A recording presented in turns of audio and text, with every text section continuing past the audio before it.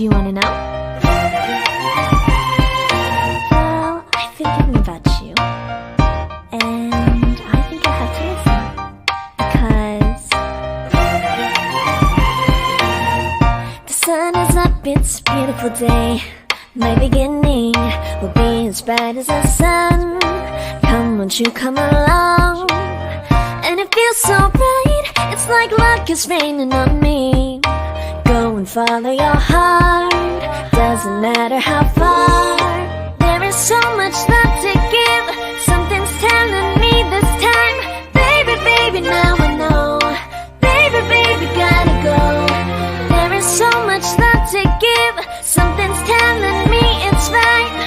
When you came to me, oh I knew it's you, yeah, boy. The one to show me now and forever. No, you'll never be alone again. All day, oh yeah, all day. Please stay in my arms, boy. The one to show me if we're together. It don't matter if it rains. All day, oh yeah, all day. As long as you're in my arms, boy. It's you and me on this beautiful day, and it's smiling, holding on to your tight. I guess our hearts cannot lie, and it feels so bright. It's like your love has gotten to me.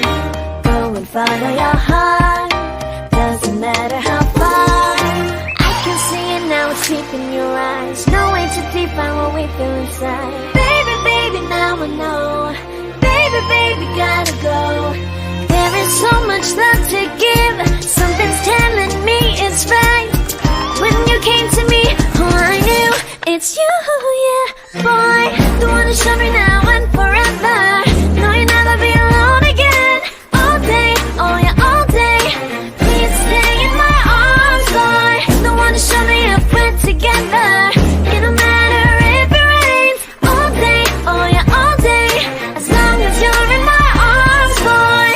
Don't worry of tomorrow, for now you're everything in my day. I love the way you like a song, you know my heart. Cause you know me, know my heart. You're everything in my day. I love the way you know my heart. Yeah, alright. The one to show me now and forever. No, you'll never be alone again. All day, oh yeah, all day. I can let you know that you're my boy. The one to show me if we're together.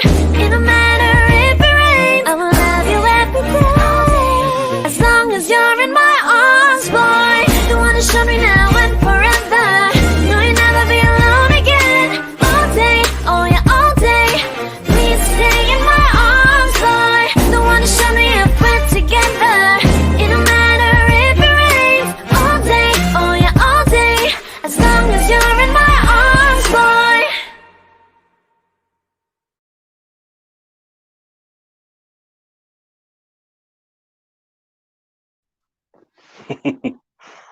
Fakalo Fatu, thank you so much for joining in. Woo! So it's been a really powerful time thus far. There's been a lot of things going on. Fakalo Fatu, thank you so much. Ross, am I listening to Elliot's choice in music? Yes. I do like a little bit once in a while. I like a little bit of cool stuff. But yeah. So yep. I'll change it. I have little mood swings and things like that. Someone did ask me what my favorite music was. I guess I'd lean toward Rage, Onyx, some sort of stuff like that. Anyway, all right, let's get stuck in. Because I'm going to try to get through some stuff as fast as I can, and then I'm going to take a while on, especially on that expose that just sort of come across. Right, so first off, the US election. Wow, it is tight. It is really tight. So the last time I had a look, Trump was 213 in terms of the Electoral College votes, and Biden was on 237. So currently Biden is in the lead, but I don't think we're going to have an answer until maybe around their time, I don't know, 5, 6, 7 a.m. in the morning. And that would, of course, that'll be for us. That'll be likely around about midnight our time. So I'm definitely going to be keeping on watching and keeping on updating as things go on. So yeah, we'll definitely get there. So good to see everyone jumping in there. Thank you so much. So yeah, I would have loved for it to be a clean sweep. just like 2016, but it's not going to go that way. Interestingly enough, it seems like the hysteria and the craziness from the Democrats actually went up since 2016, and all the rhetoric just pumped up even harder. So that was also quite fascinating. Some interesting parts that are coming on right now, of course, is the Hispanic vote.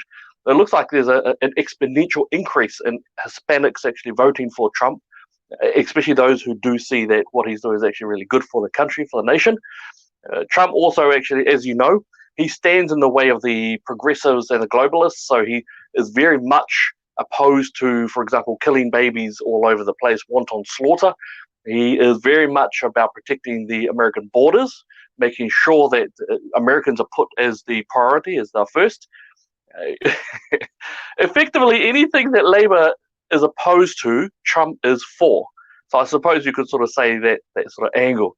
And in fact, one of the great things that I found is that when I've been going across the three main social media platforms I look at is Twitter, Facebook, and also YouTube. Those are the three main social media accounts that I sort of go into and have a look around on. And what I've seen is actually that a lot of Americans are actually quite courageous. They don't just sit there and feed off what the media gives them. They are actually quite well aware of how partisan, of how biased media is, and especially those who purport to be unbiased and find that they're actually really, really biased, and they'll just follow the way they want to. So good to see you, Colin. 56 against 42. Trump has it. Hey, yay! Love it. Always look good. Daniel, thank you, bro. Very cool, very cool. Biden 2020 and Trump is 213. Yep, so the latest figures that I've got is 237 for Biden and Trump is still on 213. That said, interestingly enough, and no, I'm not going to a conspiracy theory angle, interestingly enough, you'll find that quite a few media outlets are not calling the ones that are leaning towards Trump or leaning towards Republicans. So that's a lot of things going on in regards to that. And you know what's hilarious as well? This is something which is hilarious. Is when I've been going along Twitter and those accounts, what I have found is that Kiwis, we're generally not going to RNZ or News Hub or Stuff or New Zealand Herald. We seem to be avoiding those ones and going straight to the ones more closer to the source. So it does appear that our people are starting to realize that our media are just sold down the river in whichever angle they are on. So that's something which is, I think, is really good. It's really great. Jessica Lee, yes, absolutely right. The media isn't reporting that certain states have gone to DJT. So that's something which is, you're absolutely right. Yep, well said, well said. Right, so US election, very tight. When for them, they're around about midnight over there. They are going to be going throughout the rest of the morning, and we're going to see how that goes through. I'll be keeping things updated. I've got my popcorn already sussed out. It's pretty nerve-wracking. And for myself, you can choose to follow whichever media one you want to. The two main ones that I'm sort of looking at, I haven't looked at TYT yet, but the main one I'm looking at is Daily Wire. That is, of course, Ben Shapiro's show, and he's just had, of course, he's released some of his exciting news. That is that Candace Owens is going to be joining the show, and that Daily Wire is going to be a new frontrunner for conservative media sources. That, of course, brings up, in terms of New Zealand, that we don't have any conservative voices in media. We have zero. We have none. Unfortunately, the last one would have been Leighton Smith, and he was on ZB, but we don't really have a conservative voice. We've got a couple of semi-conservative speakers, or at least news people, but we don't actually have any conservative media outlet at all. None. Every single one, including ZB, for example, is either to the left or is libertarian. And of course, as you know, libertarian basically might makes rights. You fight your way, we'll fight our way, and there's no rules. And libertarians generally advocate for the strong. No one else, just the strong. It's just sort of a philosophical sort of angle that occurs there. So we'll keep on that one anyway. Yes, Gazasaw is absolutely correct that in actual fact, Twitter has now blocked Trump's tweeting ability. They've now patched onto warnings and all those sorts of labels. It's disgusting, absolutely nonsense, sort of what's going on. So let's see how it goes there. Right, closer to home, or no, let's talk about, let's stay with international sort of stuff. You have seen, of course, since Hebdo Charlie published again a caricature of Muhammad, and yes, I think we all knew that things were going to come. And within the space, in less than a month, we have seen a 40 he's been in his 40s, a teacher who was beheaded for simply handing out a cartoon of it to show his students based on free speech lessons. And what did he get? He got an 18-year-old who decided to kill him and cut off his head. And that person was, of course, killed. Another that was a jihadist who was killed in that regard. And of course, we saw that the church, those absolute innocent people who were attacked by a murderous coward, by a jihadist. You know what's quite fascinating? That they generally tend to not go after soldiers. They generally tend to not go after those who are strong. They generally tend to go after the innocent, the weak, the helpless. That is actually how they do seem to have a bit of a habit of doing it. And I guess it's where we think about terrorism. So the Islamic terrorism is increasing again, and it's forcibly trying to push their ideology onto a nation that accepted them with open arms. And it was really good to see that the president of that nation, Macron, finally step up and say that, no, if your ideology does not fit with our ideology, don't come here. Rack off, because when you've got the ideology, which is, of course, the Sharia aspect of Sharia law and Islamic trade, where women are not equal to men, where you can have child brides, where you can actually engage in slaughter and killing and honor killings, that it actually is unacceptable in a Western nation such as France, which does believe in free speech and the idea of free range of ideas and go back and forth. So something which is really, really, really true. Absolutely right, Martin. Yes, they are going after the weak. Oh, o Cusatino, Marlo Elliot, hope all is well. Ofatu, yeah, Ofatu or Cusatino, yeah, great young guy. So that's what's been happening, the wanton slaughter, the murder. We also heard, what was it, in less than 24 hours ago, the attacks and the murderous attacks in Venice that have now gone on to have automatic weapon fire, and are bringing their idea of cultural enrichment to those nations. It's absolutely scary as. It's just terrifying sort of stuff. And this will carry on as well. So this is what happens there. It's quite interesting as well. I did see a report where one guy was trying to defend it, and he was actually saying that the Christchurch murderer, the scumbag, the foreign coward, who murdered those people in Christchurch last year, that in actual fact they were trying to put him as a white Christian terrorist, which of course he is not Christian. And also I would even query whether he is a white supremacist, a scumbag most definitely. But I don't think he's quite one of those neo-Nazi scumbags. I think he is absolutely nihilistic and just found something to warn his bent off, and then he was just a scumbag, just did what he did. He was a vicious, brutal, selfish person who was merely suffering from a dissociative condition from when his father died. I don't have any education in that, a lot of experience and training, but no real education on that. So that's my thoughts only, my thoughts about that one. But what he definitely is not, he's definitely not a Christian terrorist. So the argument of a Christian terrorist is still quite a mythical beast. It's quite a unicorn at the moment, whereas you do have Islamic terrorism, and you can follow along. You can sort of align that with Hadith, Quran, and things like that. But that's what happens. So Jessica Lee, 6 attacks in Vienna, capital of Austria, all within a few hours. Yeah, thank you, Jessica. Thank you for that. Absolutely right. Ricky Thompson, what about the articles about Islam being taught in New Zealand schools? Yes, that's absolutely wrong. It is, of course, in alignment with our current government. You know, we do have a government now who's been given full power and full control. That's we can segue and bridge into that. So we do. I received a call today by a guy who was just sort of chatting, and then I mentioned a few things of what was happening in the schools, and then he was quite amazed, and he said, "Look, well, okay, great. Well, what can we do?" And he seemed very hopeful. Probably until I told him that you can't do anything. That time's passed. That you've given, or rather, New Zealanders have given Jacinda Ardern full and total control over the very destiny of New Zealand and New Zealanders. So what you will see is nothing less than an ideological replacement, perhaps, but most definitely an ideological shifting. And the thing that I'm going to talk about last is exactly that. You'll see exactly what I mean when I bring it up. So yeah, he was quite amazed at some of the things I was bringing up, and I pointed him to the legislation that actually showed it. And he said, "Yeah, what are you going to do? What are we going to do about it?" I said, "Bro, there's not a great deal you can do about it. We had our chance." And I think a lot of the people who are here listening to me now, of course, you guys are brave, you guys are courageous. You didn't just swallow what the media gave.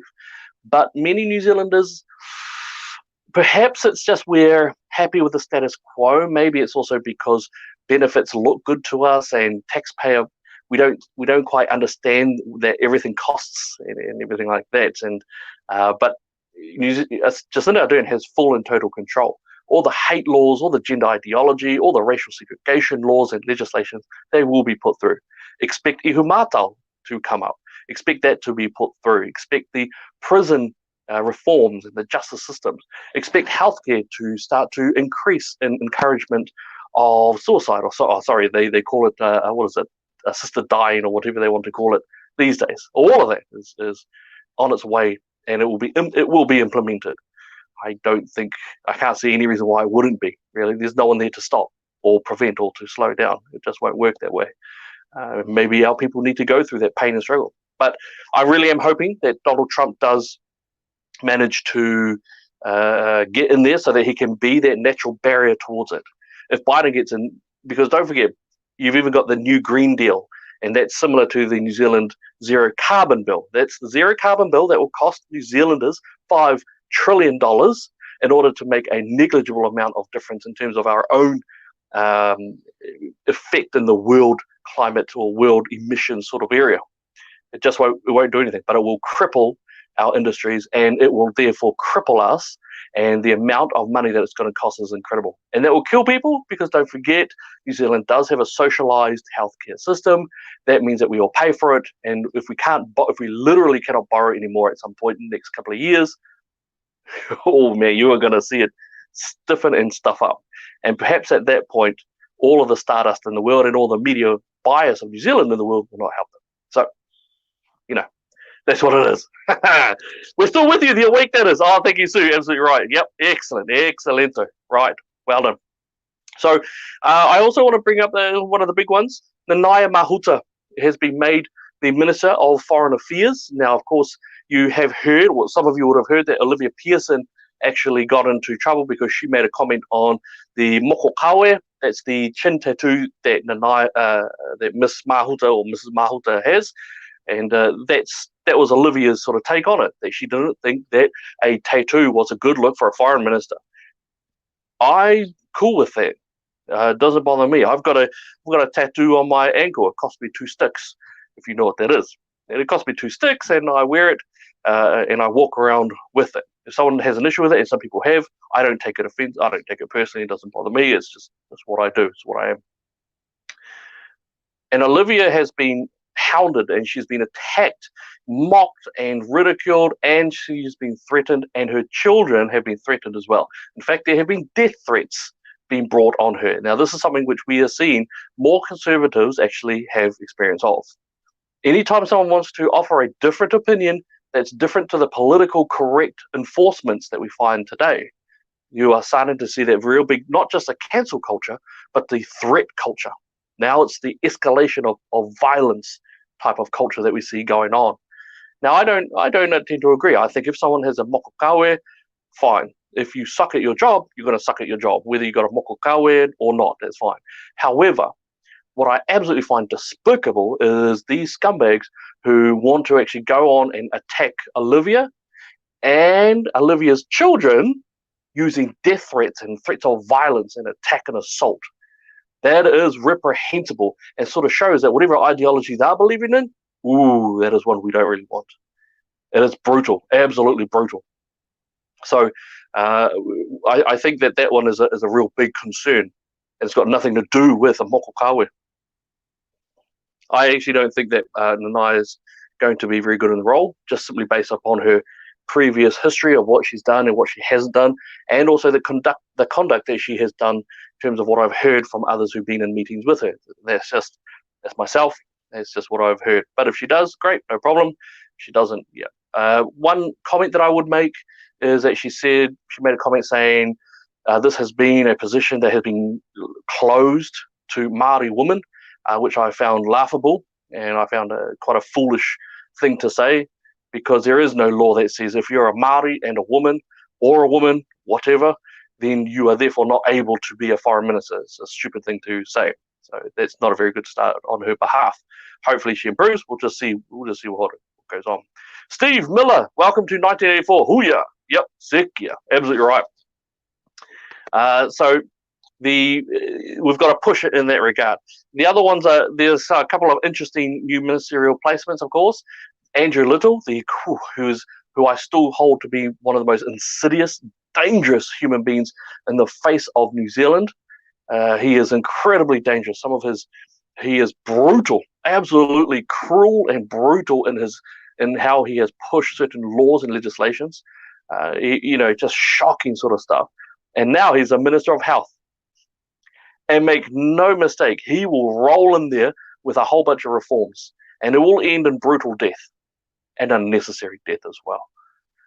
So he's in that area. The Minister of Justice is now Chris Pafui, and that's quite interesting. That one is interesting to me. Not that foolish word interesting where it actually means you disagree with it, but you don't want to say disagree with it. It is quite interesting, because I think Chris is one of the very few, if not only, ministers who actually was reasonably okay at his job. I didn't spot many issues that he went in that regard. Harry, naughty comment, Harry. So I think Chris is, that one's quite interesting. I don't really have a placement on that one, but I think it's quite interesting in that regard.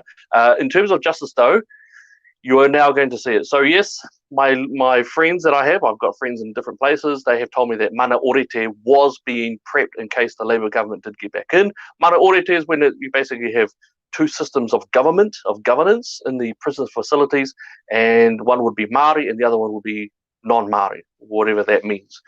So you're going to find that being implemented, and the funding streams will go through. We're going to have to pay out more and more and more for that. And of course, treating one race different than other races has never worked well, ever. Ever. Right, so that's that one there. Of course, you've got David Clark. David Clark's back, that's Mr. Hey, I'm going to go for a bike ride during the heavy-duty lockdown that he implemented. David Clark was hardcore on the lockdown. Hey, man, lockdown. And what does he do? He goes, has a ride at the bike park, and his the only car there. And then what did he do? He moved house while everyone else was locked in their cars and in their houses. And when people couldn't even go off just to hold the hand of their dying people and to take them to a funeral, this guy was over there having a nice old bike ride. He. And he got kicked out, and now he's back in. And I believe he's been promoted. So this is, like I said, it doesn't matter what you think. It doesn't matter. Jacinda Ardern now has full and total control. Arguably, Helen Clark has a big hand in that. And there is not actually a great deal that we can do about that. So that's unfortunate. Okay. So we've talked about the Islamic terrorism. That's how we don't have free speech. Don't forget that we're going to have hate speech laws coming into place. And in fact, don't forget that this government has promised that they are going to make it so that if you are engaging in anything against Islam, then you will be guilty of hate speech as well. You'll also be, if you've got someone who's struggling with same-sex attractions and they ask for someone to pray with them, or says they seek counselling, or they seek to have someone talk with it. Of course, every person involved in that, the LGBT young person, or the LGBT person, the ministers, counsellors, or friend, that they will be held liable and in breach of the law. Sorry, I've got a young one who's screaming at the door. So we'll just hopefully it magically goes away. So that's actually what's going on. That's what's happening. It's coming. It's rolling in. Now, I wanted to get through that as fast as I could because something got sent to me just very recently, and I thank you. That it is from a great young man, and I can say young man because I'm old guy. Well, okay, not that old, but still. But he's a good guy, and he sent it to me. Now I had heard about this, but I didn't realize it was being implemented. However, under the rules that I've just had a look at, what I'm about to show you is to be implemented in all October 2020. Oh, October 2020. That's right, and that is this here. Okay, see, I'm not sure if it's going to do the whole left-right thing. Okay, that's it there.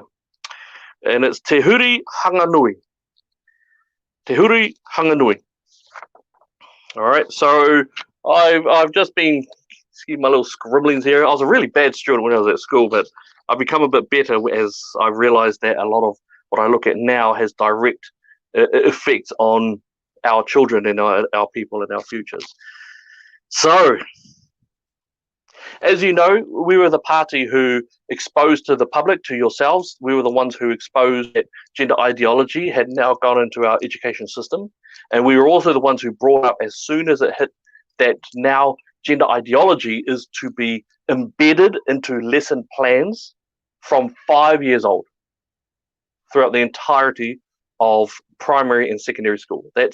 And don't forget, that's also, as an example, 7 to 8 year olds. One of the main learning outcomes is that 7 and 8 year old children are to be aware and told of anything from homosexuality, bisexuality, transsexuality, heterosexuality. That there are all different types of sexual appetites, and that you can start to look at how you can be an ally and things like that. And that's from 7 to 8 year olds and up. The 5, 6 year olds are a bit more about looking at your body, your penis, your vagina, and looking at those body parts, and then starting to be aware of them in a very uncomfortable, and to me anyway, uncomfortable manner. So that's one of the big angles on that regard. So that was the gender ideology. All right. Now this is different. This is not gender ideology. This is racial segregation and racial separatism, and the idea that one race is different to everyone else and to make it better. Now, I've spoken about the US election. I've spoken about the Islamic terrorism and free speech, and also some of the issues that we've had here closer to home. So if you want to drive off it now, please, switch off and have fun, because now I'm going to start talking from parts of this, and it's utterly shocking. I cannot believe it. I mean, really, I shouldn't be shocked anymore. But now that, of course, Labour Party have got absolute total control, unadulterated control, now they can push this upon your children, and you've got no real say in it, really. You really don't have much of a say, actually. Yeah, you really actually don't have much of a say. So we are going to bring this up. We're going to fight this as well. So first off, introduction. Now, I want you to take note. I'm only reading parts of this, and the parts I'm going to read are very much obvious for obvious reasons as well. Okay, so budget 2018 included funding to co-design an approach to address bias, strengthen equity, and accelerate educational achievement and well-being of Ākonga Māori. Ākonga is student, Māori is Māori. What we refer to as Māori. And so that's the first one that you can find there. Sorry, quick note. This is for early child care. This is ECE and primary school. ECE and primary school. Okay. This approach was to have particular focus Ākonga Māori and English medium education from early learning to secondary school. Sorry. ECE, primary school, and secondary school. All right. Then blah, blah, blah. The Ministry of Education has worked with mātangi, which are recognised experts. I'm going to be doing air quotes a lot, all right? Recognised experts in the education of Ākonga Māori to co-design a blueprint for this kaupapa. Kaupapa is culture, or the way in which you're going to do stuff, the deeper stuff. All right, and so they're going to bring a report of the blueprint, including historical context of bias and inequity in education. Note, inequity is a horrible word ever to use. Inequity is incredibly dangerous, and inequity is another word for basically make believe that people can't get anywhere because they're brown, or they're women, or they're men, or they're heterosexual, or whatever. It's nearly a made-up word, unfortunately. It's really dangerous to try to fix it. New name for the kaupapa, the application of design principles. The application of design principles is really important. That also means that the application of design principles means how are we going to force this to happen? How do we force this to happen? Then it talks about the co-design process. It's yada yada yada. Now I say yada yada yada, but the matangi in here, it's going to be, you're going to find it really. I will bring up some of these people, some of the people in there. Now, Professor Mere Berryman, Emeritus Professor Wally Benedito, Jim Peters, Professor Bobby Hunter, Dr. Leslie Rameka, Fetu Cormick, Daniel Murfitt, Therese Ford, Hu Ray White, and Te Waipunamu Teina Kore. And those names are going to be quite important to take note of. Right. Now, historical context. This is where it gets pretty dangerous, into real dangerous sort of things. Now, first off, I've had a look at this in terms of the Ministry of Education website. All of this, okay, is for. These are the people who it is going to be for eventually. Mana whenua, iwi, hapu, schools, ECE, Akonga Māori, Akonga Pākehā, and Tauiwi. Whānau of Akonga and wider community groups dealing with racism and inequity. And what you'll find there, of course, is Akonga Māori, Pākehā, and Tauiwi. So basically, Māori is Māori, however you refer to it. I am Te Atiawa Ngāti Raukawa. I am Tongan, Niuean, and English. I am New Zealander. I don't care. I don't care about if people want to call me, oh yeah, well, you're mana whenua, or you're tangata whenua. I'm New Zealand. I'm New Zealander. I love all the parts of myself, and I'm proud of every single one of my cultures and all one of my heritages. And I am a New Zealander. It is New Zealand that brought me life. New Zealand that gave me freedom. Both my grandfathers fought in wars in order to make sure that we were treated fairly and equally that New Zealand used to be before racial segregation really ripped things apart like this. So it's for everyone. Akonga Māori, then you Pākehā. Now, in this context, the way in which you'll find they use Pākehā is white people. And then after that, Tauiwi. So if you're Indian, or if you're Chinese, or if you're Samoan, or Tongan, or whatever, if you're outside of those other two, then you're that. So they are seeking to segregate us and catalogue us based off race, which is stupid because there is no such thing as a full-blood Māori anymore. All of us are beautiful amalgamations of different ones. So that causes another complexity layer. Right, historical context. Prior to colonization, Māori considered education as a collective process of gathering, learning, and sharing knowledge about one's place in the world and relationships with all things. Right then off the bat, they have, it's a foolish sense that somehow Māori considered education, that it was somehow an organized education. It wasn't. Every single human being learns and is educated in a certain way and has information passed down in a certain way. Doesn't mean it was always organized, but what they're giving a sense of is they're framing the start of this as if the evil white man came and stole stuff. It was seen as a tarara. Over successive generations, the colonial education system socialized a different dominant narrative. Okay, now please note, I'm reading from Ministry of Education documents, the ones that are going to your children's schools. All right, so this is what the teachers are having implemented in their heads in their development. Okay, over successive generations, the colonial education system socialized a different dominant narrative. Education became a vehicle to promote Western values, knowledge, and systems, actively suppressing the indigenous language, knowledge, culture, and ways of being. In the system, dominant Pākehā perspectives of independent success through education became normalized. So what they're saying is education became a vehicle to promote Western values. You mean like family, like reward for effort? Do you mean like life is important? Do you mean like Christian values? Because as far as I'm concerned, some of the great things that came to our Māori is from me, if we're going to try to play that little game, that intersectional game, of course, is that, you had a cessation of, we stopped cannibalism, we stopped utu, blood feuds, we engaged more, we discussed more. We were able to have a more understanding of each other. And if you look at the few days before the signing of Te Tiriti o Waitangi, you can see that they held on to that. What was really cool about Māori is that when Christianity came to New Zealand shores, Māori themselves grabbed it, took it up, and ran with it. And they were in many ways, they were much better purveyors and users of Christian faith in their own life systems than some of those who came over with it. It was beautiful. And look at Ratana as a great example, I think. Anyway, so absolutely right. So she had actually a lot of things. Now, also let me actually correct some of this here. Actively suppressing the indigenous language. A word. First off, was there one indigenous language? No, there wasn't. There was a whole bunch of different dialects going on.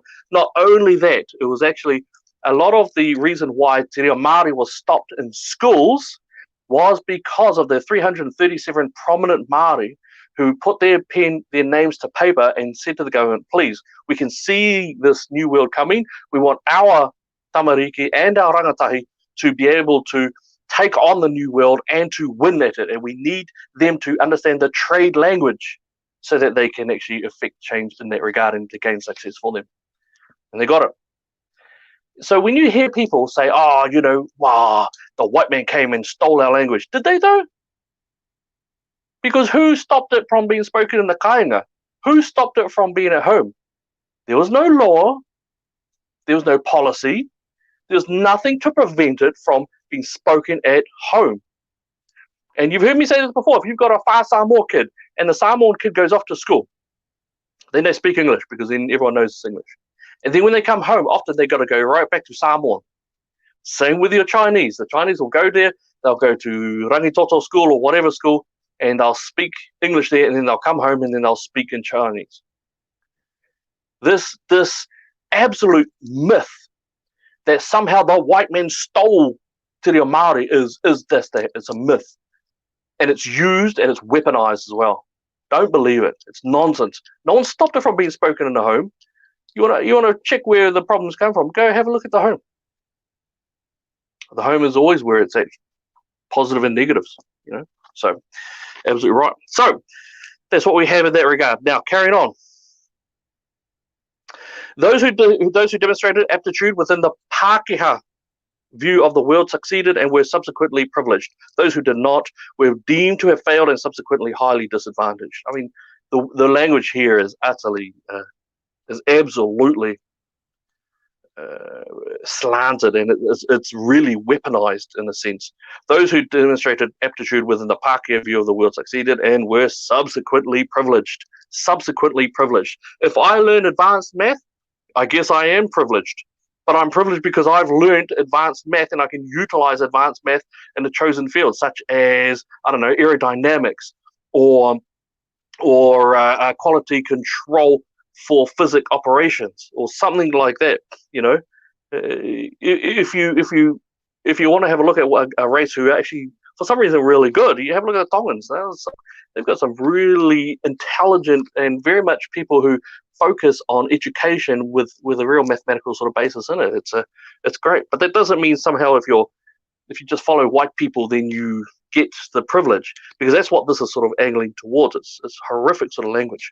Don't forget, if you really want to know which race is achieving the most in terms of monetary figures, it's not white people, it's Asians.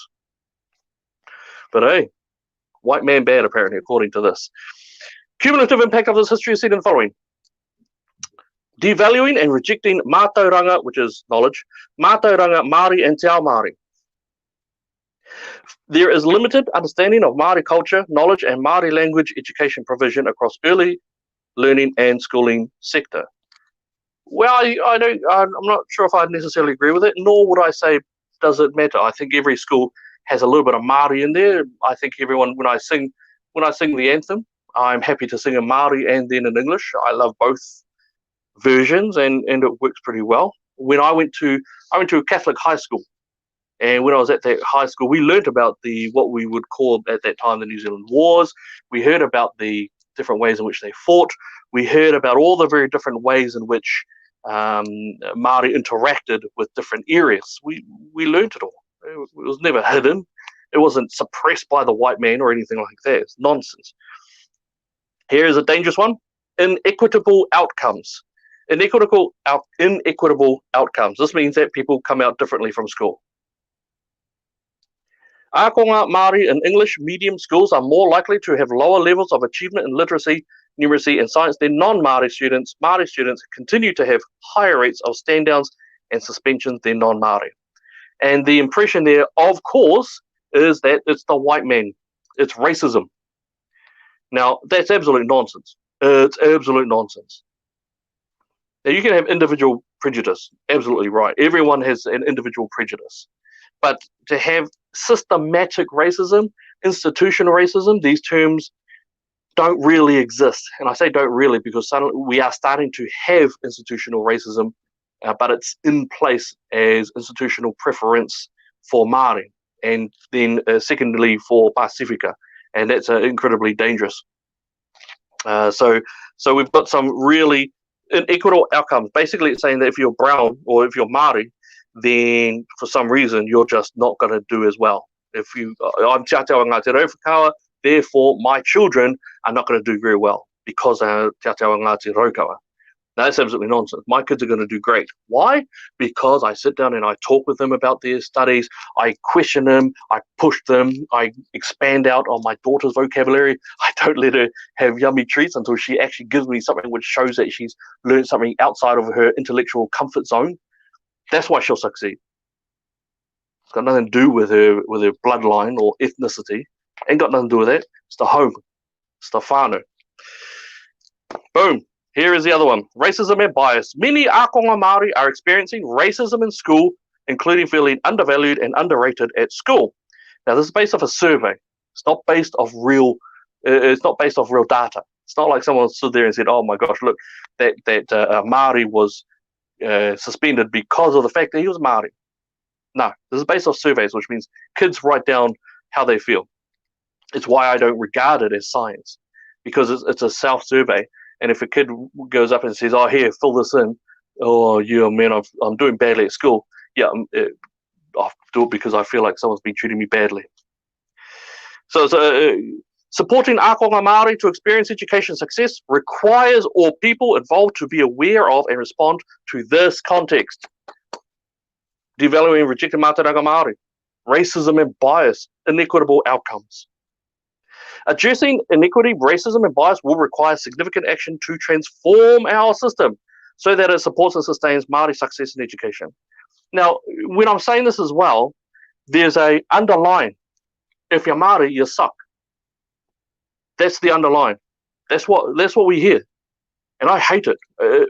When I've worked with my students, first thing I do is, that chip on your shoulder, don't bring it in here. You leave that at the door. You want to pick it up when you leave the door and pretend like you want to be a oppressed individual. Sweet, do it outside. Here, you all the same. You're equal. You're all intelligent.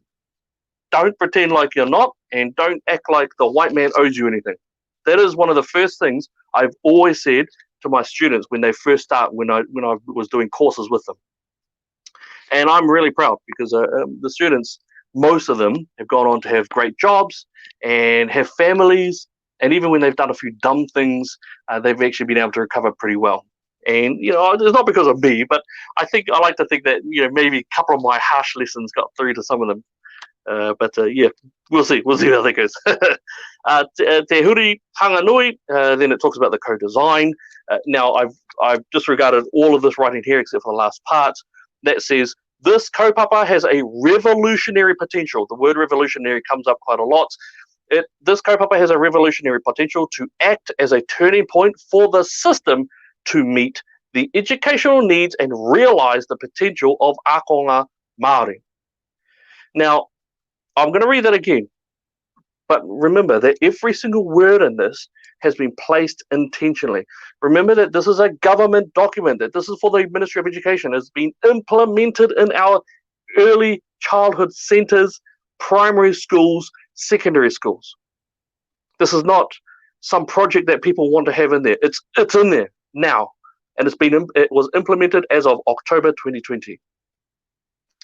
This kaupapa has a revolutionary potential to act as a turning point for the system to meet the educational needs and realize the potential of ākonga Māori. That means that the education system itself must go over to Māori and then sit at their feet and then somehow get them to achieve. So there's a real worrying language being used, because if you make it easy for us And if you make things so easy, you weaken us for the future. It has always been this way throughout human history. Not as a race, but as a species, we require to have some adversity in order to increase. I bet you they wouldn't do this for the All Blacks. I bet you they wouldn't do it for rugby. In rugby, you'd be an idiot if you were going to say, hey, look, you've got the first 15 going on. We've got the first 15, and hey, by the way, if you're actually, you know what, if you're in the first 15, and then we're going to let you basically just train from the halfway mark to the end of the try line that way. So we're just going to play in halfway games, and then we'll allow that sort of stuff. Everyone else will be playing hardcore on the whole field. But you, because we're going to come to support your needs, we're just going to make it so that you can start from the halfway mark onto there. When they hit the real world and when they hit the stage of world rugby, they'll get owned hard, because that's how it happens. Don't forget, what's one of the best places for Māori to succeed? Not even in New Zealand. It's Australia, where there is no treaty, no affirmative action policies, no attempt to force the system to treat Māori as a separate individual type of people, as engaged in racial segregation or anything like that. So sorry, I'm not. Let's have a look. Sorry, Rona Māori. It's divisive politics, dividing, separating us, creating self-pity. Oh, well said. Yep, sick. Well said. Yeah, I absolutely tautoko ngā kupu. Yeah, I absolutely support those words. And you're totally right. It's treating us as different, treating us as weaker, making it give us stuff because of inequity, just weakens us and keeps us down and disempowered for what we can achieve. It's incredible. So yeah, thank you for that. Very good. Ross Dixon, I'm a native of the tribe Ngāti Wikitoria, Queen Victoria. Oh yes, yep, very good. Yep, love it. Very good. In actual fact, that reminds me, one of my favourite roles that I've had was actually taking tātauranga Aotearoa workers. So that's Statistics New Zealand. And I would take them through different marae and give them marae days, and we'd speak about there'd be a kaumātua there and a helper there. Sometimes I have to run the whole thing on myself. We got the guys to do a pepeha and just talk about where they came from themselves and understand the te ao or te iwi o hapu of the rohi at the time, which is just a Māori of that area. It was always beautiful, just lovely and great, What was great about it was it wasn't forced, wasn't pushed, wasn't made compulsory. It was a day just to have a bit of fun and to know a bit more about yourself and to experience a culture which is indigenous to New Zealand. Well, is arguably the most indigenous to New Zealand anyway, before some of us. But it was a great day. It wasn't forced. It was wonderful. I really enjoyed it, and I was very honoured to actually be given the mandate by several kaumātua of each mana whenua to actually do the mihi on some occasions. So it's a real beautiful. Anyway, design principles. Now, design principles of this document, design principles is basically what are they going to do? What's going to happen? And this is it could have been dangerous. Now, I want to remind you again, for those who have jumped on board, that you are looking at this document here has been implemented as of last month. It is being sent out to the early childhood centres, the primary schools and the secondary schools for absolute implementation. Racial segregation at its worst, or not its worst, but the start of the new racial segregation that we are going to see. Te ao Māori, what are the principles? Why is it important? Māori and Pacific ākonga make up 30% of our school ākonga. So don't forget ākonga students now. They've stuck in Māori and Pacifica. Now, when we used to watch Crime Watch, we would always see this thing. I was saying, Māori Pacific Islander, Māori Pacific Islander, Māori Pacific Islander. There's actually a massive difference, actually, and I don't mean that just in terms of the culture. I mean in the statistics, because of course that Māori, in the 70s, he had about an 80% chance of being born into a married mum and dad home, and that was a great recipe for general success. And of course, as of right now, if you're born as a Māori or as one who would identify as Māori, then you are in fact have a 20% chance of being born into a married mum and dad home. 20%. It's unlike any other ethnic group out there that you can find. Everyone else is 70s, 80s, and 90s, and Asians, of course, are nearly to 100%. But now they've decided to stick in Pacifica with Maori. That in itself is quite interesting as well.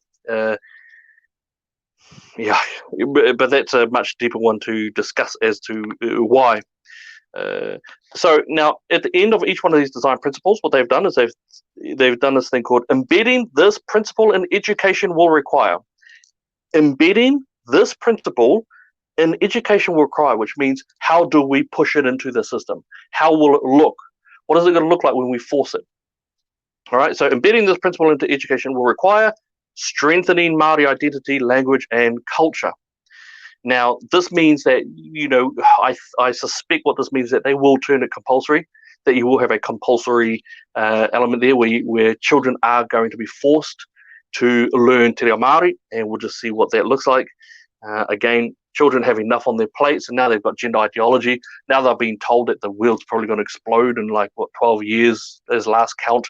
And on top of that, they're now going to be told that white people are bad, and that you have to learn te reo Māori, because somehow if you are white, then you're actually, for some reason, a bad person. It makes no sense whatsoever. That's how they've done it. Now, here it gets into the more dangerous sort of stuff. Tino rangatira Māori exercise authority and agency over their mātauranga, tikanga, and taonga. In order to access this knowledge, Māori leadership is essential. Through decolonization of the education system, Māori potential will be realized. Now, let me read that again. Māori exercise authority and agency over their mātauranga, tikanga, and taonga. In order to access this knowledge, Māori leadership is essential. Through decolonization of the education system, Māori potential will be realized. You're talking about an absolute split. You're talking about power and authority, and you're turning it into a racial power segregation. That's what this is. It is segregation of power, of control. It's incredibly scary. Embedding this principle in education will require respecting genuine engagement, leadership, and design by Māori. It's incredible. I'm going to carry on. There's something here. I'm trying to look for. There's whanaungatanga, that's usually relationships. Then there's te ira tangata, and that is, what is the principle? Everyone is born of greatness and imbued with inner potential and conscious awareness. This brings with it the responsibility to be critically aware of ourselves, our world, and each other. Now, that might sound nice and happy-dappy, but what it actually says is, again, in the end, where it says embedding this principle in education will require. It will require developing critical consciousness about power and privilege. Now, don't forget, this is for early childhood centers, primary school, and then secondary school. Developing critical consciousness about power and privilege. So you think about all the woke words and all the ones where we laugh at, white privilege, white privilege. Well, it is about to be embedded into the education system. Your children are going to be told that they are privileged if they are white, that they're privileged if they are anything but Māori, and that if you are Māori, then you're underprivileged, whatever that means. Mana orite. Mana orite is Mana orite is the most insidious one. There's also the one that will be incredibly vicious, as far as I can see. And mana orite is this. What is the principle of mana orite? Te tiriti or waitangi is the foundation for equal, reciprocal, respectful, and interdependent relationships between Māori and non-Māori, brackets, Pākehā and Tawiwi. That Tawiwi one's crack up. That Tawiwi one's like a, visitor or guest, or, It basically means if you're a Chinese guy and you came back here in the 1830s, 1820s, before the Treaty of Waitangi was even signed, you're still in the secondary, you're not even Pākehā, you're Tawiwi. Apart from the fact that it's quite offensive, again, New Zealand, you're sort of this other separate. It's again racial segregation, and now it's going to be implemented. This will be institutional. Embedding this principle in education will require changing power dynamics and seeing reciprocal benefits of ako experienced by learners and teachers. Now, the secondary one is pathetic. Basically, it's the second part. Seeing reciprocal benefits of ako experienced by learners and teachers basically means, oh, look, everyone's going to sing kumbaya. That's what it means. It means everyone's going to sing kumbaya. Everyone's going to see how wonderful it is. It's that first part, changing power dynamics. Changing power dynamics. Now, we're not talking about what it said before about privilege. We're talking about governorship, power, control, authority. And now you're going to have it split. So if you're white, or if you're Chinese, or if you're Indian, or if you're anything else, apart from Māori, or at least the Māori who they consider to be Māori, then you're going to be there, and these other ones will be here.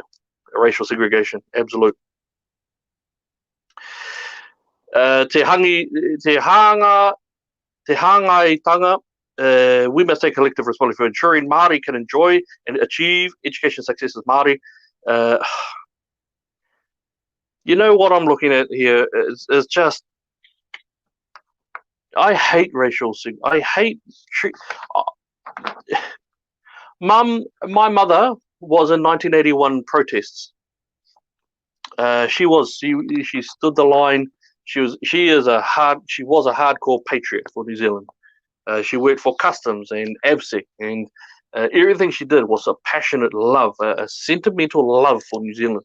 She was jealous about it. Mum is actually where I get my Māori from, my Māori bloodlines. She's a blonde, white-looking lady, but that's where I get my Māori blood from. And she was also the type to stop a car in the middle of the road. Oh, so embarrassing. Stop a car in the middle of the road, go across the road to him. Some massive guys would be standing who might have been yelling at his kid too much, and she would just go off at him straight right there in front of everyone. She had a jealous love. She's where I get a little bit of my ferocity from.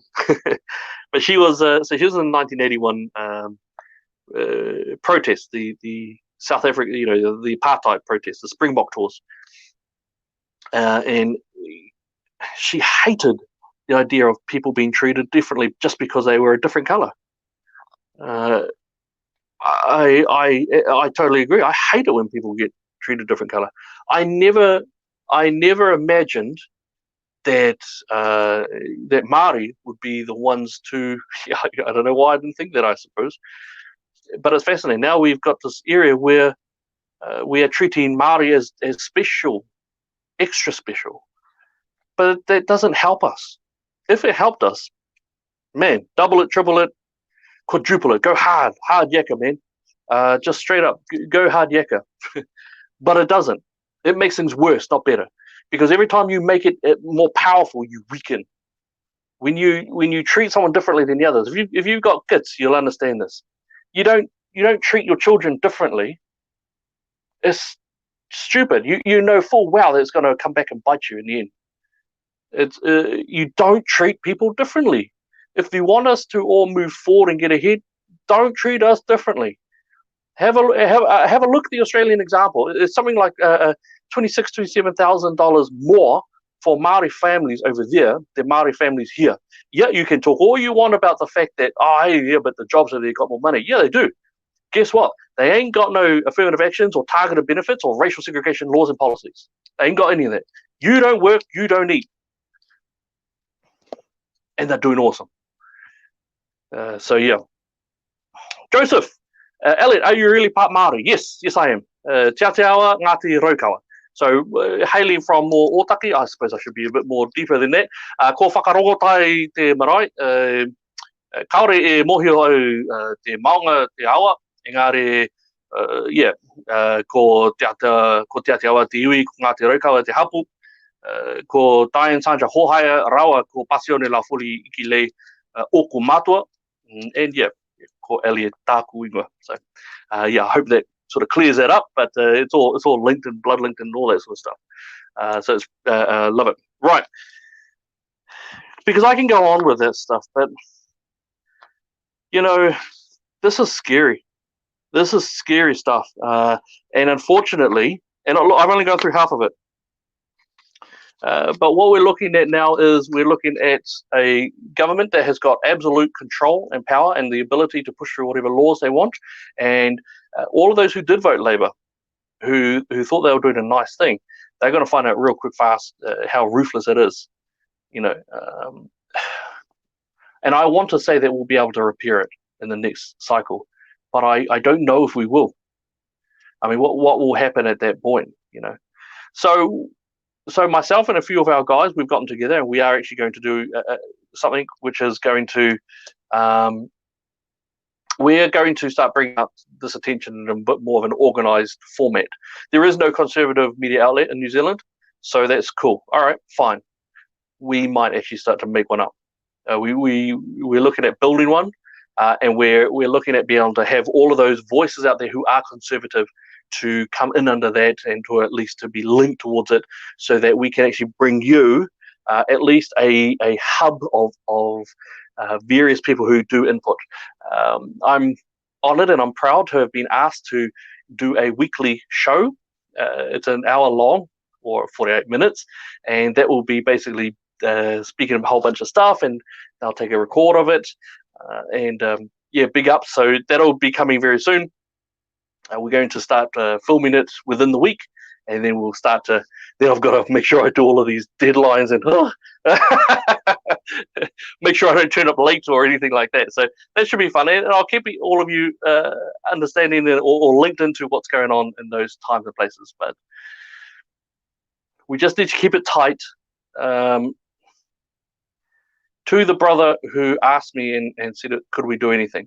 Yeah, we can. There is. Make yourselves aware. Know exactly what's happening. Don't eat what the media gives you. I don't think we have. No, not don't think. I know we have no conservative media voice at all in New Zealand.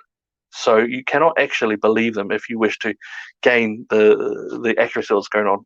How many people are going to tell you that we now have a education system that has started in racial segregation?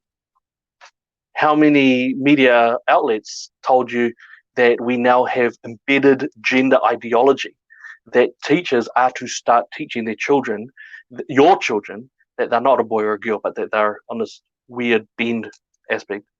How many articles told you exactly that there are drag queens now going after your children through story time hours and musical plays? How many of them will engage in a scientific discussion about climate change or about the ideas of what's going on, or Islamic terrorism or freedom of speech? They just won't do it. So just, it's a default, just don't believe them. It's actually easier that way, I'm afraid. So yeah, so I'm looking forward to doing those elements, and I'm really looking forward to just being with you for the next few years and to fight hard. Together, we can make it.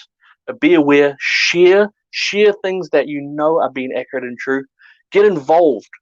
Don't forget, schools have to listen to you at some degree. There are still democratic tools that are still there. We are still able to grab a hold of them. They are still there. They're not broken away just yet. And it will take a while for this government to do a full ideological shift. But already, within the space of a couple of months, we've already got now the new gender ideology, the pure form, and also the racial segregation occurrences. And it's going after your children. Going after your children. And so that's what's going on there. So, yeah, we're going to have fun. I'm going to be starting to get into the university soon enough. But in the meantime, have a great one. Go have a look at what's happening in the election. We'll be with you real soon. And look, I just can't wait for what's going to happen in our future, and how we can make sure that our people are more aware, more educated about the areas and the situations that go on. So in the meantime, God bless you. God bless New Zealand.